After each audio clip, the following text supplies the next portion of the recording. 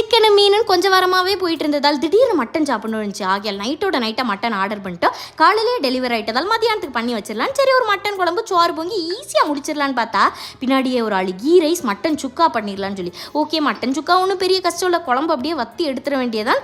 Same procedure பண்ண தயாராகிட்டேன். சமையலில் என்னென்னமோனா கற்றுக்கிட்டேன். ஆனால் இன்னும் இந்த தேங்காய் நேராக உடைக்க வரவே மாட்டேங்குது. காலையில் சாப்பிட்ட மொத்த சத்தியம் கொடுத்து உடைச்சா கூட அது குண்டக்க மண்டக்க தான் உடையுது. அடுத்த கீ ரைஸ் பண்ணலான்னு கஷ்டப்பட்டு உரிச்சு வச்சிருந்த சின்ன வெங்காயத்தையே உள்ளே போட மறந்துட்டு, அப்புறம் ஆர்டர்னா ஒன்றும் பிரச்சனை இல்லைன்னு சொல்லி மஷ்ரூமை போட்ட பிறகு தான் வெங்காயத்தை போட்டு என்னத்தையோ வதக்கி எடுத்து உள்ளே சோத்தை போட்டு மூடி வச்சாச்சு. அடுத்து சரி கூட்டு எதுவும் சாப்பிடலையேன்னு சொல்லிட்டு இந்த முட்டையை அவிச்சு வச்சா அதை குழம்புல பிச்சு போடு உள்ளே போடுன்னு ஒரு ஆள் வந்து நின்றுக்கிட்டு, மட்டன் குழம்பு முட்டை பொடி மாஸ் மாதிரி ஆயிரும்னு சொன்னால் இல்லை போடு சரி கீரியாட்டை போடுன்னு அப்புறம் சரின்னு சமரச முடிவுக்கு வந்து உள்ளே போட்டுட்டேன். ஆனால் சும்மா சொல்லக்கூடாது, அந்த குழம்புல அந்த முட்டை நல்லா ஊறி அப்படியே பார்க்கவே நல்லா இருந்துச்சு. அப்புறம் எல்லாம் அமிர்தமாக இருந்தாலும் சாப்பிட கொடுத்து வைக்கலையே, சரி சாயங்காலம் வந்து உங்களை எல்லாம் சந்திக்கிறேன்னு சொல்லி ஆஃபீஸ் கிளம்பி ஓடி போயிட்டேன்.